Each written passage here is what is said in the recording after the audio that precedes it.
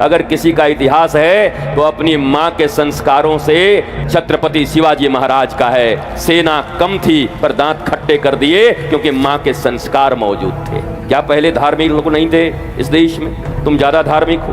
हम पहली बार ऐसे पागल लोगों को देखे, बाल को ऐसे खड़ा करा रहे हैं, स्पाइक्स, कान छिदवा लिया, नाक छिदवा लिया, एक ने तो जीभ छिदवा लिया मारा।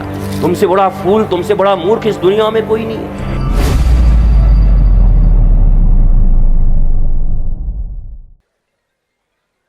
भारत के इस पुण्य धरा पर सबसे श्रेष्ठ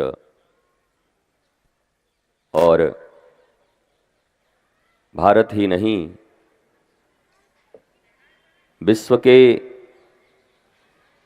मनुष्यों के समस्त प्रश्नों का अगर उत्तर कहीं दे सकने में सामर्थ्यता है तो मैं ये मानता हूं कि वो उत्तर प्रदेश में ही है। इसका नाम ही है उत्तर प्रदेश। उत्तर यहीं से मिलता है लोगों को।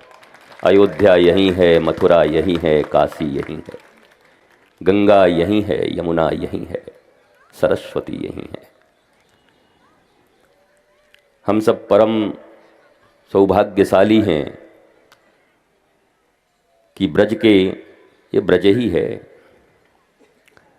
इस पवित्र धरा पर बैठकर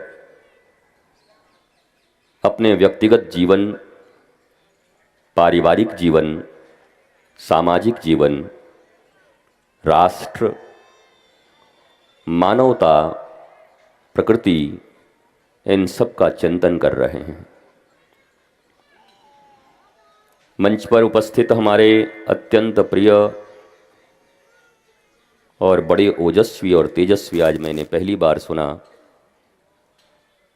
प्राण प्रचारक जी को, धर्मेंद्र जी को, विशुद्ध भावनाएं राष्ट्र के प्रति, और जितने भी हमारे स्वयं सेवक हैं, मातृशक्ति, युवा शक्ति और हनुमान जी जैसे महान वीर, महावीर को भी अपनी वाणी से प्रबोध देने वाले, नहीं तो चुपचाप बैठकर पत्थर पे बेर खा रहे थे, ऐसे जामुन जी जैसे हमारे वयोवृद्ध समाज के वो हमारे लोग, बाबा लोग, जो युवाओं के भीतर हनुमान बनने की प्रेरणा भरते हैं, उनको प्रणाम करता हूं। क्योंकि बिना प्रेरणा के तो हनुमान जी भी नहीं उठे। सीता जी का हरण हो गया, सबको पता है, पर भूले हुए हैं। समाज का नौजवान जब भूल जाता है, उसकी स्मृतियां काम, क्रोध, मदमोह, लोभ, मात्सर्य इनमें भटकने लगती हैं। अपने इंद्रियों के पोषण और मन के दुष्प्रवृत्तियों के कारण कुसंगति को पाकर न वो स्वयं को बचा पाता है, न परिवार को, न समाज को, न राष्ट्र को, फिर मानवता तो बहुत दूर की बात है। हम जब भी भारत की बात करते हैं या हिंदू की बात करते हैं तो हम कोई संकीर्णता की बात नहीं करते। हिंदू कोई मत नहीं है, हिंदू कोई एक पंथ नहीं है छोटा सा।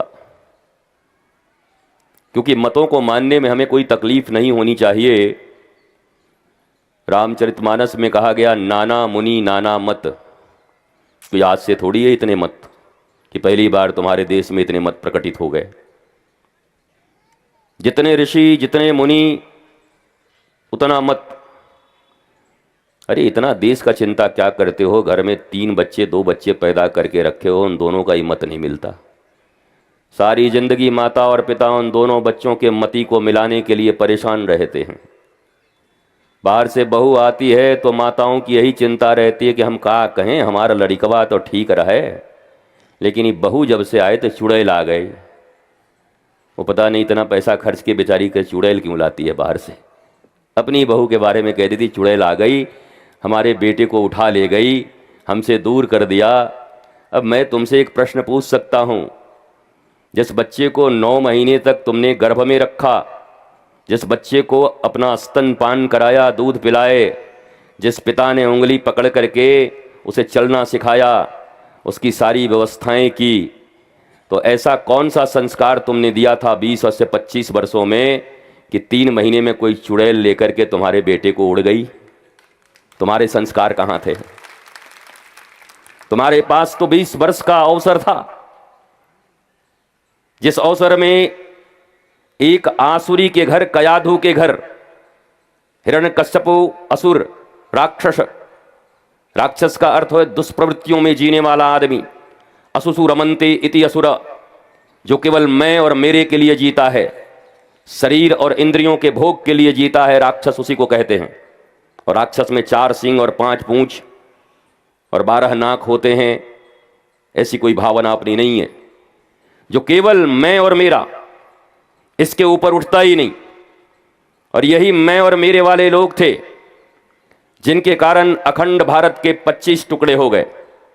2500 वर्षों में 25 टुकड़े हो गए तुम्हारे भारत के। 57 के बाद 6 टुकड़े हो गए,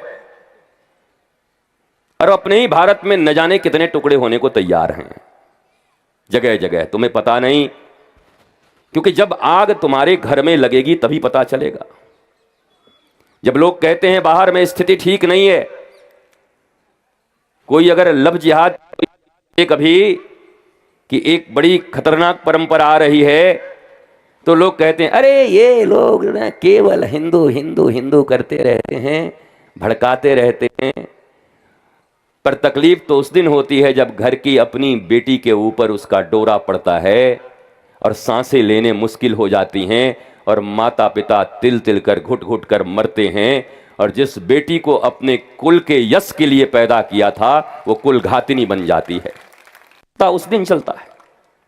लेकिन उसके पहले तो बाप बढ़ाना भैया, सबसे बड़ा रुपया, नाचो ताता थैया, जल्दी कमाओ भैया, आगरा में घर बनाओ, मथुरा में बनाओ, दिल्ली में बनाओ, हिसार में बनाओ, चंडीगढ़ में बनाओ, मुंबई में बनाओ, बनारस में बनाओ। कितने घर बनाओगे? घर तो तुम्हारे 2-4 परिवार से बना, उसको संभाल नहीं पाए। बेटे में संस्कार नहीं दिया, बेटियों को संस्कार नहीं दिया, घर में मति नहीं मिलती। ईंट और पत्थर के कितने घर बनाओगे? तुम्हारे ईंट और पत्थर के बने हुए घर इस भारतवर्ष में कितनी बार तोड़ दिए गए, लूट लिए गए। क्या पहले धार्मिक लोग नहीं थे इस देश में? तुम ज्यादा धार्मिक हो। कैसे सोमनाथ को इतनी बार तोड़ दिया गया, लूट लिया गया? क्या तब लोग नहीं जानते थे कि सोमनाथ का अर्थ क्या होता है? तब 12 ज्योतिर्लिंग के विषय में लोग नहीं जानते थे। बल्कि मैं ये समझता हूं कि वर्तमान इंटरनेट के युग में पिछले 30-40 साल में भारत या पूरी दुनिया का जितना मानसिक क्षरण हुआ है, वो तो 500-1000 वर्षों में कभी नहीं हुआ होगा।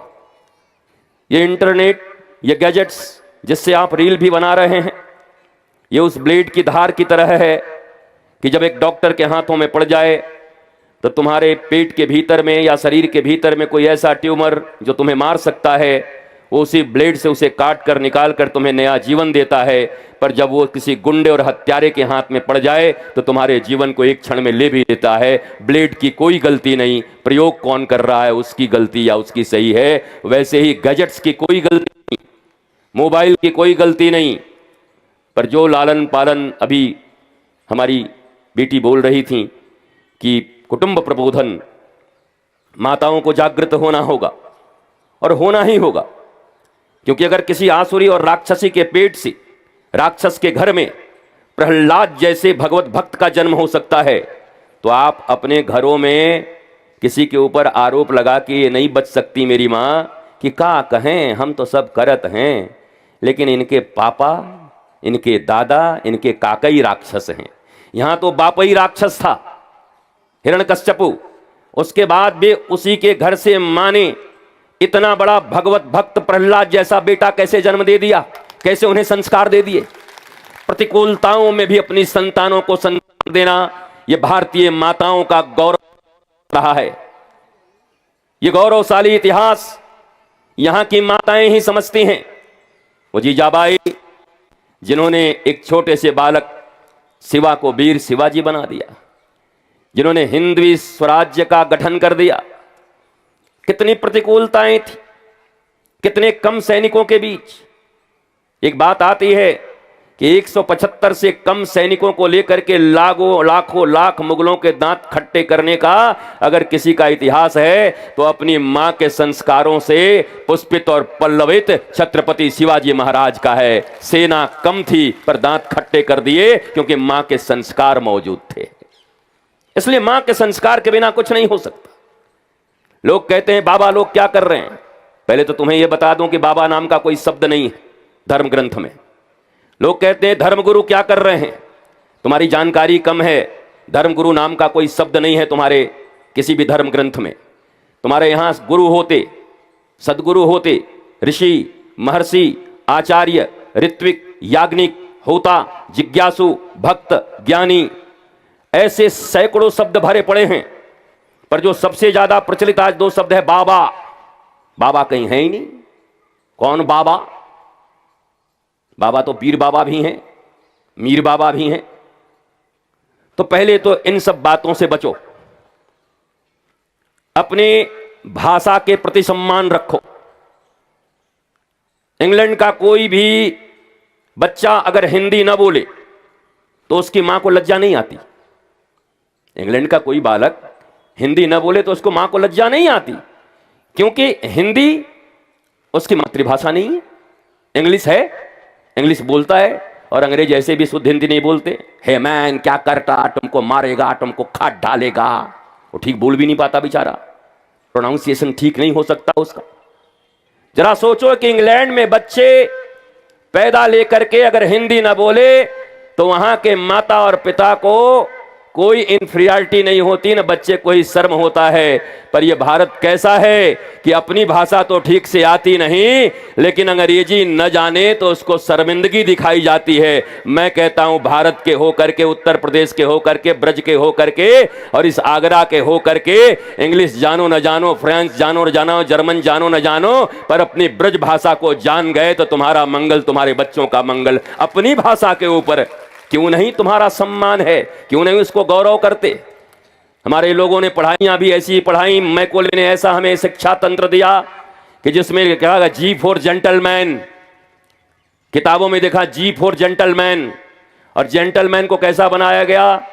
टोपी, टाई, कोट, पैंट। अब जो हमारे बाबा दादा, माता पिता, घर के लोग धोती और कुर्ता पहन करके खेतों में अनाज उगाया करते हैं, वो बच्चा बचपन से ही पढ़ रहा है जेंटलमैन का मतलब तो टोपी और कोट होना बहुत जरूरी है। टाई ना हो तो फिर कैसा जेंटलमैन? तुम्हें जानकर आश्चर्य होगा कि टाई का निर्माण ही इसलिए हुआ था कि सर्दियों के कंट्री में वो था, कितना रुमाल बदले नाक पोंछने के लिए टाई लगाए रहते थे। अब बता रहा हूं तो समझ जाओ इस बात को। पर यहां तो टाई लगा के लगाया नहीं कि समझता है कि देसी मुर्गी बिलायती बोल। टाई लगाया नहीं कि बाबू आ गए तो बाबू आ गए। और साधारण एक धोती कुर्ता तुम्हारे वस्त्रों को पहन करके ये नौजवान, पहले के लोगों के कपड़े फटते थे तो सिलते थे, ये ईंट से अपने कपड़े फाड़ रहे हैं जींस को। हम पहली बार ऐसे पागल लोगों को देखे। बाल को ऐसे खड़ा करा रहे हैं, स्पाइक्स, ऐसे कांटेदार जल्लाद की तरह बाल खड़ा है, लाल भूरा, कान छिदवा लिया, नाक छिदवा लिया, एक ने तो जीभ छिदवा लिया महाराज। हमने बोला ये क्या? बोला आई एम वेरी कूल। हम कि यू आर बिगेस्ट फूल। तुमसे बड़ा फूल, तुमसे बड़ा मूर्ख इस दुनिया में कोई नहीं है।